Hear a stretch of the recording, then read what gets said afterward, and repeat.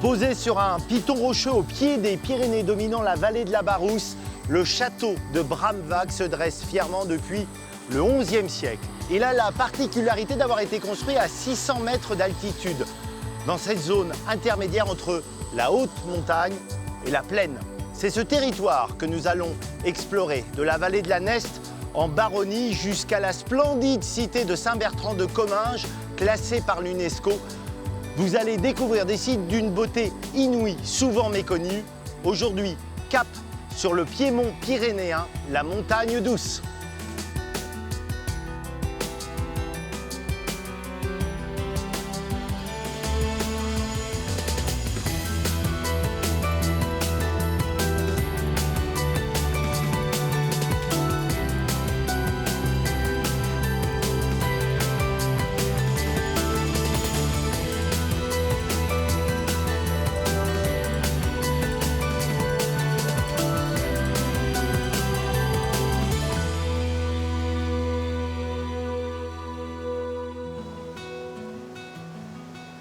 Le Piémont est un territoire difficile à saisir, un entre-deux aux apparences trompeuses. On pense être en plaine, mais on est déjà en altitude, comme ici, dans les Baronnies. Pour mieux comprendre cet espace, Francis Ferrand nous emmène au château de Montousset. Le temps et l'histoire n'ont pas épargné cette forteresse médiévale qui fut propriété des rois de France. Au-delà du charme des ruines, ce belvédère offre un formidable point de vue. Tu vois Eric, on est en hauteur et de là, on domine toute cette région. On voit la plaine qui avance et qui vient en contact avec la montagne. Le relief commence à être marqué, on est à 800 mètres d'altitude. Et c'est toute cette région qui s'offre à nous. Là, on peut faire un 360 degrés et ce n'est pas pour rien qu'ici qu'il y a un château qui est en place. Est-ce que la formule Piémont-Montagne douce, c'est une formule justifiée? Effectivement, c'est la montagne douce. Les premières collines aux formes rondes ici que l'on voit et qui nous amènent doucement vers les montagnes un peu plus élevées, le massif du Bastia, 2000 mètres, ou d'autres comme l'Estivière en face. Et on voit ces petites collines boisées qui vont entourer des villages ou des hameaux qui vont ponctuer le paysage. On a un vrai paysage de bocage ici face à nous. Ce que l'on voit ici, c'est l'héritage de nos ancêtres et c'est l'agriculture traditionnelle des Pyrénées, de l'élevage, un peu de culture, des petites fermes, voilà. On a peut-être une image en tête, c'est que les Pyrénées, c'est infranchissable. C'est le cas? Non, les Pyrénées ne sont jamais infranchissables. La preuve, le plateau de Lannemezan vient buter contre la montagne, mais il est parcouru par la Ténarèze qui nous amène vers la vallée de Neste, la vallée d'Or, et derrière l'Espagne. Et les Pyrénéens d'ici ont toujours été en contact avec les Pyrénéens espagnols. Les Pyrénées, ce n'est pas une frontière infranchissable, c'est plutôt une zone d'échange, au contraire.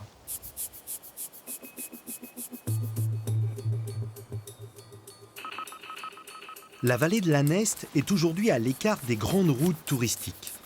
Pourtant, son patrimoine est exceptionnel. Pour nous le prouver, Francis nous invite à sortir des sentiers battus. Eric, à partir d'ici, n'oublie pas de te longer. Dis donc, c'est un peu scabreux là où tu m'emmènes?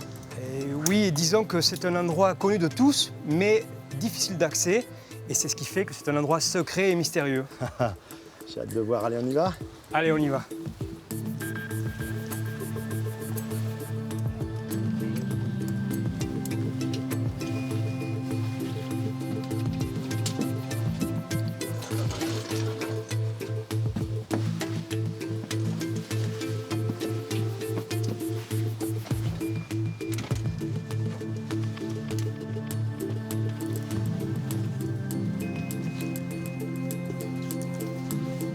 Faut que tu m'expliques, Francis. Là, on monte sur une falaise, au bout d'une échelle, on trouve un escalier en colimaçon en pierre, et là, on arrive là. Où est-ce qu'on est? Mais on est dans les deux. On est à la fois dans une grotte et dans un château. Ce sont les grottes fortifiées de l'Orthez. En fait, c'est un château fort qui a été adapté à un élément naturel qui est une grotte, plutôt une série de grottes qui sont à peu près à 20 mètres d'altitude dans la falaise de l'Orthez, face au village, face à la rivière Neste qui est en contrebas, face aux Pyrénées, au Piémont. Et on retrouve toutes les caractéristiques d'un château. Le donjon, la tour par laquelle on est monté, la porte romane, il y a des corps de logis, il y a des zones protégées, on trouve des remparts, des murailles, donc tout ce qui caractérise un château est là. On sait de quelle période ça date? On sait que c'est le Moyen-Âge, mais c'est tout. On ne sait pas qui l'a fait, pourquoi, comment. C'est un site très mystérieux.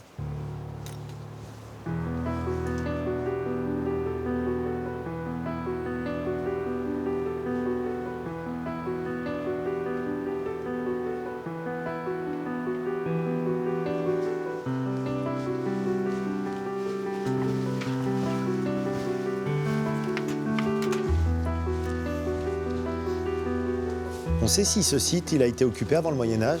Oui, ça on le sait. Au pied de la falaise, il y a des grottes et elles ont été occupées par les hommes il y a 12 000 ans. C'était un groupe de chasseurs et d'ailleurs, je vais te montrer l'un des trésors qu'ils ont laissé dans cette grotte. Alors bien sûr, ce n'est pas l'original, c'est un fac-similé qui représente... Voilà, on pense que c'est un totem, un bâton de chef. Alors tu vas voir, regarde, à la base, c'est un andouillé de cerf. Et si on regarde dans le détail, on va trouver à la fois des cerfs et des saumons. Waouh. On a la rivière, la Neste, dont le saumon est présent, des cerfs. Et alors ici, pour que tu le comprennes plus facilement, voilà, on a un déroulé un peu. Alors l'artiste qui a fait ça était quelqu'un de très adroit, puisque sur l'enroulé du bois, on va retrouver les sabots du cerf qui vont venir se superposer avec les bois. C'est comme si, presque, si on le roulait, ça... Voilà, exactement, c'est comme si on le roulait. Pour enfants, hein, voilà, on pourrait Exactement. avoir un négatif. Exactement. À côté, juste en face, les grottes de la Bastide, elles aussi ont donné des trésors. Ça, c'est ce qu'on appelle des contours découpés. Ça représente des têtes d'isard, ça pouvait servir de pendeloques ou d'objets de décoration. On ne sait pas trop quel était l'usage. En tout cas, depuis toujours, l'homme a occupé cet espace des Maroni, ça veut dire ça? Voilà, voilà. Là, par contre, c'est avéré. Il y a plus de 20 000 ans que l'homme est présent ici, et sans discontinuité. On est ici dans l'un des lieux de vie les plus anciens, les plus historiques de cette vallée. 12 000 ans au pied de la falaise, le Moyen-Âge ici, et ça continue. On a le village de l'Ortet en contrebas, qui longe, qui est bordé par la rivière Neste qui coule vers le sud.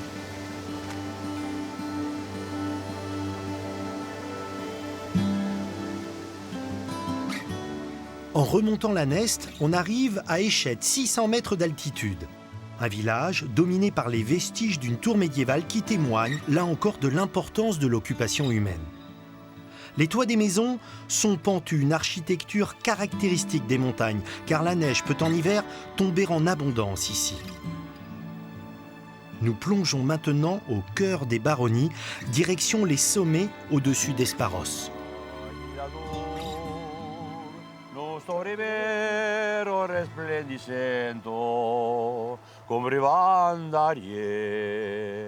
Pedesunaigo la bergero, a son galan blasonia blasuben, au gazou parfumat, péchelos agnes blancs, à mon pays que t'a imitant.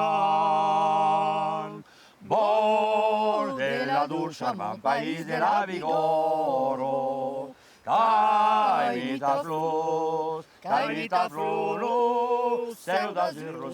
Lorsqu'on dit patrimoine, Jean-Claude, généralement, on pense à des églises, à des monuments. Le chant, c'est aussi un patrimoine. Mais évidemment, le chant, la langue, ça fait partie du patrimoine. Et c'est pour ça qu'on est très attaché à ça. Et nous, on se doit aujourd'hui de le conserver et de le transmettre à nos jeunes. L'hymne de Bigorre, là, par exemple, venait de Oui, chanter. On oui. sait à quand il remonte? C'est vieux comme le chemin. Il n'y a pas de date. On a toujours entendu ça. Et puis je vais te dire, là, quand on chante, tu as 50 mecs, tu as 100 mecs qui se mettent à chanter, on le presse au garde à vous. C'est fou. Il y a tout. Il y a le cœur, il y a le poil qui se crie. Il n'y a pas de mystère. Des forêts denses, un climat de montagne, il a fallu du courage, de la ténacité aux hommes de ce pays pour exploiter les richesses de ce territoire. Mines de fer du temps des Romains, bois et bien sûr agropastoralisme. Du coup, la solidarité est comme une seconde nature. Si tu veux vivre ici, heureusement qu'il y a des cabanes comme ça un peu partout et c'est miné. Et ça sert à tout le monde, ça sert aux bergers, aux chasseurs, aux promeneurs. Oui, c'est le ici, c'est la loi. Un refuge en montagne est toujours ouvert. C'est un pays qui peut être rude. Hein. Ah, si tu n'es pas d'ici, tu ne vis pas ici, je crois, quelque part. Non, il faut y être né ici, il faut accepter. Bon, on est en été, mais ici, tu as la neige, tu as le vent, tu as aujourd'hui la brume. On sent ton attachement, toi. Tu pourrais vivre loin d'ici? Ah non. Impossible. Autant par le champ, j'ai fait le tour du monde, toute la France, pas que l'on engage en travers, mais mon camp de base, c'est ici. Si tu veux, tu vois, je compare souvent la France à un terrain de rugby, tu vois. On est en Occitanie, dans les 50 mètres, et le vestiaire, c'est les Varolis, tu vois. Tu reçois gonflé, tu renverses tout le monde, mais il faut revenir au vestiaire, quoi. Voilà. Il y a une image rugbyistique, quoi.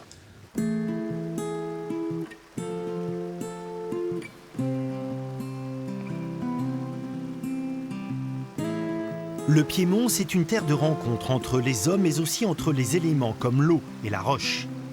Une eau qui descend en abondance des sommets, qui s'infiltre dans le calcaire, créant des cavités pas moins de 500 dans cette zone. Le village d'Esparros abrite l'une des grottes les plus extraordinaires de France. C'est un grand spéléologue de la région, découvreur de la source de la Garonne, Norbert Casteret, qui inventa en 1938 le site. Aujourd'hui, 600 mètres de galeries sont ouvertes au public, mais le réseau total s'étend sur plus de 3 km. À partir de là, on quitte la partie touristique.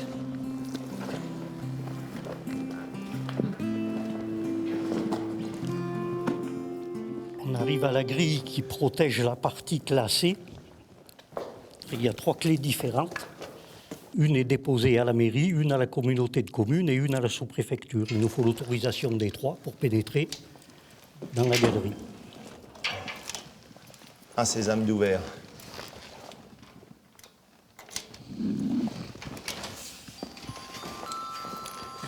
Voilà, la porte du paradis est ouverte. Quel programme? Si le lieu est aujourd'hui un coffre-fort, c'est qu'il abrite des joyaux d'une fragilité extrême, les aragonites.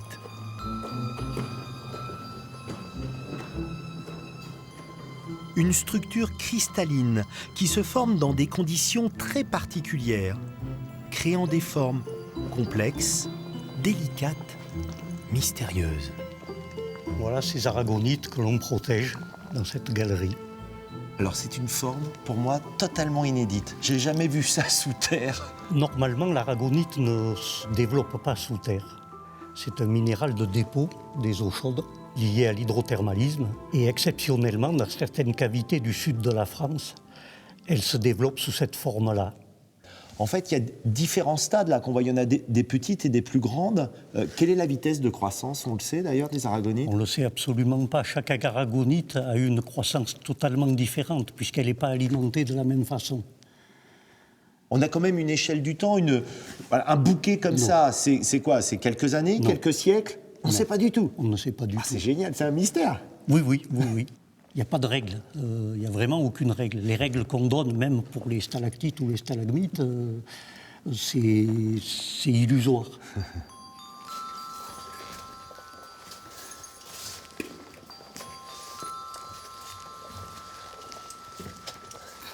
Un peu, oui, tu peux te relever. Jean-Pierre, il y a des formations qui ont vraiment des formes très étonnantes. Elles remontent presque en l'air. Oui, ce sont les excentriques ou les hélicites, avec le nom scientifique. C'est une forme de concrétionnement qui serait due à un équilibre de toutes les forces. C'est-à-dire que dans des coins réduits d'une cavité, toutes les forces qui régissent la vie sur Terre s'équilibreraient. La pression atmosphérique, l'humidité, la température. Donc il n'y a plus de préférence. Il n'y a plus de gravité qui attire vers... C'est-à-dire quoi, la goutte d'eau, elle peut presque remonter en l'air? Oui, les gouttes d'eau remontent. Oui. Et la cristallisation peut se faire dans le sens où elle va choisir elle-même. Ce que vous voyez là, très peu de spéléos l'ont vu, à part ceux qui ont eu la chance de venir dans ces quelques grottes du Sud. C'est un vrai privilège quand même d'être là aujourd'hui. C'est pas ouvert au public, il faut le rappeler. C'est un vrai. Le découvreur, l'inventeur Norbert Casteret, il avait une jolie formule quand il parlait de spéléologie. Ah oui, Anda Augusta per Augusta.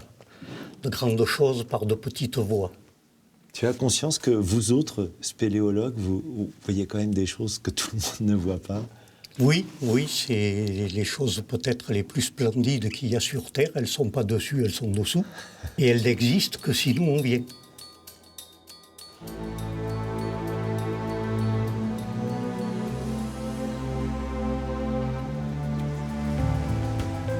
L'eau fait des miracles un peu partout, dessous et dessus.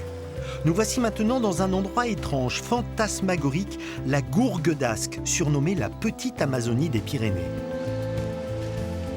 Il n'y a pas que ce qu'on voit, il y a aussi ce qu'on sent, cette odeur d'humus. Pourquoi une telle végétation ici? Une végétation typique des milieux humides, des forêts humides, car on est au milieu de barrières rocheuses, de barrières calcaires. On est juste au bord de la Rosse, de la petite rivière. Et là, on est entouré d'arbres qui transpirent, qui dégagent de l'humidité constamment.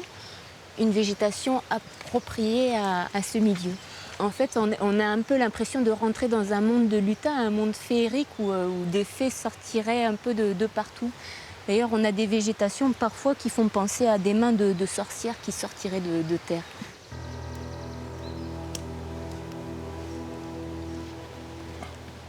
C'est rare une telle concentration comme ça de mousse et de lichen? C'est quand même plutôt rare. Là, on est vraiment proche de la saturation de l'humidité et de la saturation du milieu un peu moussu et de lichen. En fait, on a l'impression de rentrer dans une forêt primaire où l'homme n'aurait pas mis les pieds.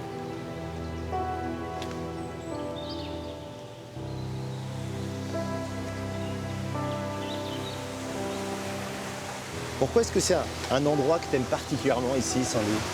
J'aime bien venir à la Gourgue d'Ascq parce qu'on a vraiment une végétation particulière. Et c'est vrai que quand on aime la flore et la faune, on peut observer une végétation et une faune particulière. On parle toujours de l'imagination des hommes pour exploiter un territoire, mais la nature, elle aussi, elle a du talent. La nature, elle a réussi à s'adapter à des conditions climatiques, à des prédateurs énormes, en développant des stratagèmes particuliers à chaque plante. Le surnom, petite Amazonie des Pyrénées, c'est mérité? Oui, ça se voit rien qu'à quand on lève les yeux. C'est une végétation digne de l'Amazonie.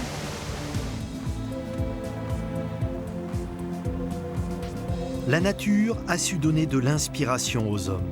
Et il en fallait pour créer un lieu comme Saint-Bertrand de Comminges, en Haute-Garonne. La cité, entre plaine et montagne, est l'un des plus beaux sites de Midi-Pyrénées et son histoire est à peine croyable. Car avant d'être un village médiéval, Saint-Bertrand fut une importante cité romaine.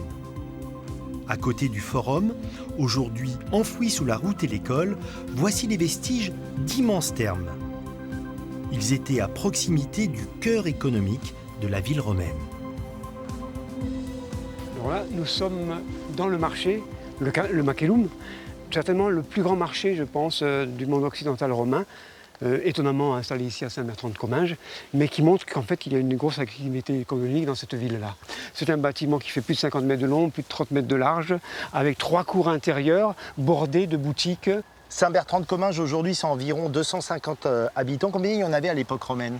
On compte 5 à 10 000 habitants. C'est une ville importante, c'est un chef-lieu de cité, c'est une capitale d'un territoire assez vaste, même très vaste, qui se divise entre une partie piémontaise et une partie de plaine.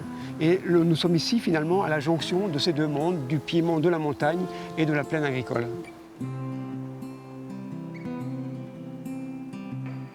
En remontant vers la ville haute, nous passons à côté des vestiges du théâtre à flanc de colline. Ces gradins, couverts de marbre, pouvaient accueillir 5000 spectateurs. Afin de prendre la mesure de la richesse de la ville romaine, qui s'appelait Lugdunum Convenarum, Jean-Luc nous emmène au musée créé par le département, direction les réserves.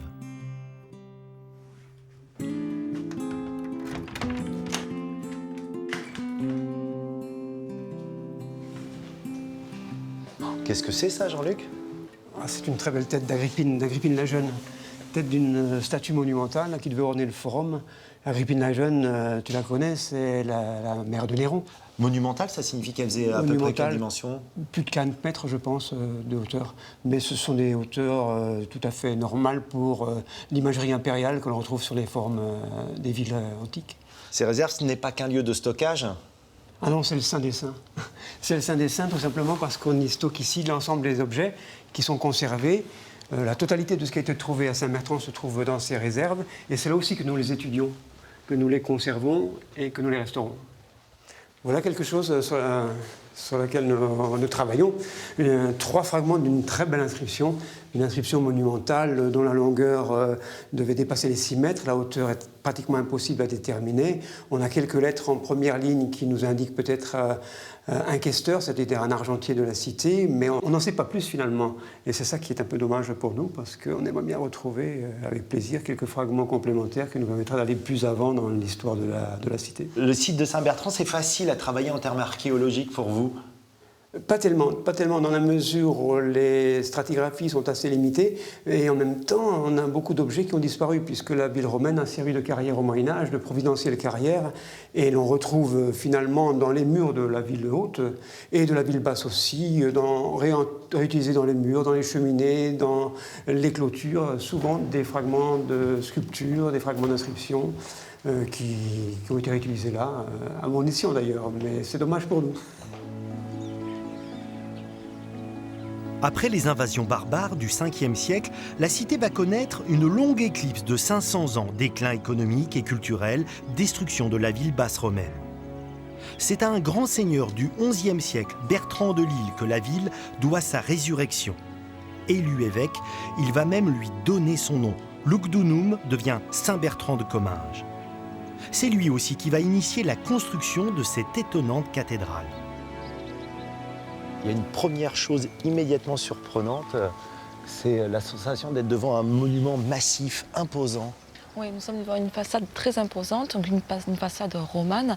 Par contre, imposante déjà par ses hours, que vous voyez ici tout en haut de cette tour, qui donne vraiment un caractère défensif en fait à la cathédrale. Son caractère roman, on le voit notamment par rapport au tympan, où vous voyez même donc Saint-Bertrand. Et puis surtout, on peut voir donc des remplois gallo-romains. On va réutiliser les pierres existantes sur le site pour pouvoir construire des édifices, que ce soit des édifices religieux ou même, on va dire, d'autres architectures civiles. Surprise, dès que l'on franchit le portail roman, on se retrouve dans un édifice gothique, avec une immense nef unique, une large voûte en croisée d'ogives et de la lumière. On doit ces aménagements à un autre évêque de la ville, Bertrand de Gau, un personnage important qui deviendra pape sous le nom de Clément V. L'édifice est surprenant à plus d'un titre.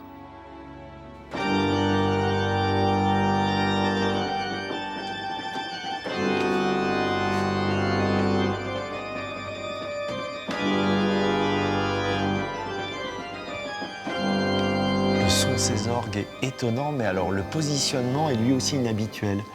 Ici, le positionnement est en angle. C'est vraiment une caractéristique de Saint-Bertrand de Comminges. D'ailleurs, cet orgue est classé merveille de Gascogne. On peut voir aussi qu'il est sur pilotis, de manière à ce que le son se diffuse mieux à l'intérieur de la nef et de la cathédrale. Là, nous sommes au milieu de ces stalles. Elles datent du 16e, 17e. C'est un style renaissance, c'est encore une église dans l'église. Voilà. Ici, les stalles en fait, ont été inaugurées à Noël 1535. On les doit à Jean de Mauléon. Il faut dire qu'à cette époque-là, entre la déambulation des pèlerins, le passage des fidèles, on va vouloir un petit peu isoler, enfin les chanoines vont vouloir s'isoler géographiquement, même si ce n'est pas phonique, de manière à se recueillir et pouvoir prier entre eux. Donc on va faire comme une église dans l'église et on va avoir ici un chœur de stalle. Le premier chœur de stalle sera gothique et ici, nous avons un chœur de stalle Renaissance.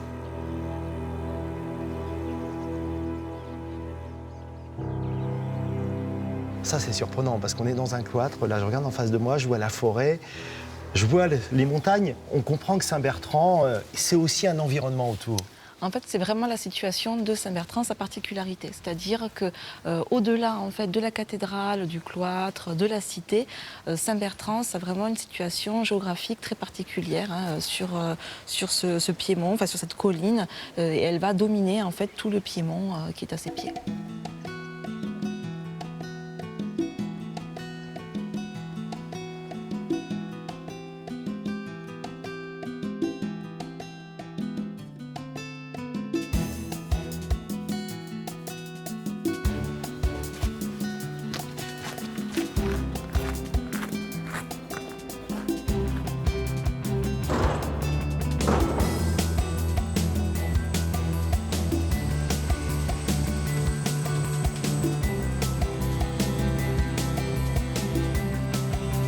C'est à quelques battements d'ailes de la cathédrale que nous allons vous saluer, la basilique Saint-Just de Valcabrère, un magnifique édifice roman entouré de cyprès qui dégage une infinie poésie. D'ici, on a un très beau point de vue sur la cité que certains surnomment le Mont Saint-Michel des montagnes. Saint-Bertrand-de-Comminges est un joyau pyrénéen, le Piémont et son écrin.